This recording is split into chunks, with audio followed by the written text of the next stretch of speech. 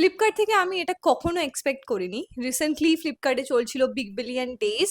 আর সেই সময় আমি আমার ভাইয়ের জন্য 256 জিবির iPhone 16 Pro অর্ডার দিই ডেজার্ট টাইটানিয়াম কালারের। আজকে ফোনটা আমাদের ডেলিভারি দেওয়ার কথা ছিল আর সেই মতোই ডেলিভারি দিয়ে গেছে। আর এটা ছিল একটা ওপেন বক্স ডেলিভারি। ডেলিভারির সময় আমরা খুবই এক্সাইটেড ছিলাম, অবভিয়াসলি আইফোন আসছে।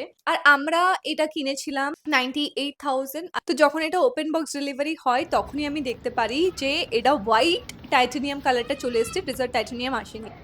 ভুল কালার দিয়েছে। হ্যাঁ হ্যাঁ, আমরা ডেজার্ট টাইটানিয়াম অর্ডার করেছি। সঙ্গে সঙ্গে আমি আমার ভাইকে ফোন করি, ও বাড়িতে আসে। ও বলে ঠিক আছে দিদি, কোনো ব্যাপার না, আবার এক্সচেঞ্জ করব, অনেক লেট হয়ে যাবে। তো এই জন্য আমরা হোয়াইট টাইটানিয়াম কালারটা নিয়ে নিই। তারপরে আমার মাথায় আসে আরে আমরা তো আরেকটা জিনিস চেক করিনি, সেটা হচ্ছে স্টোরেজ। হঠাৎ করে আমি দেখতে পাই যে আমরা 256 জিবি অর্ডার দিয়েছিলাম কিন্তু এসছে 128 জিবি। আর ওপেন বক্স ডেলিভারির একটা নিয়ম আছে যে একবার ওটিপি দিয়ে দিলে সেই ফোন আর রিটার্ন হয় না। তো এত বড় একটা স্ক্যাম হয়ে গেছে আমাদের সঙ্গে যে 256 জিবি ডিফারেন্ট কালার অর্ডার দিয়েছিলাম আর চলে এসেছে 128 জিবি হোয়াইট টাইটানিয়াম কালার। আমি সঙ্গে সঙ্গে ফ্লিপকার্ট চ্যাট সাপোর্টে যাই আর রিপ্লেসের রিকোয়েস্ট করি, ওদের সাথে কথা বলি, কিন্তু ওরা বলছে আপনি কেন ওটিপি দিয়েছেন, হ্যান ত্যান অনেক কিছু।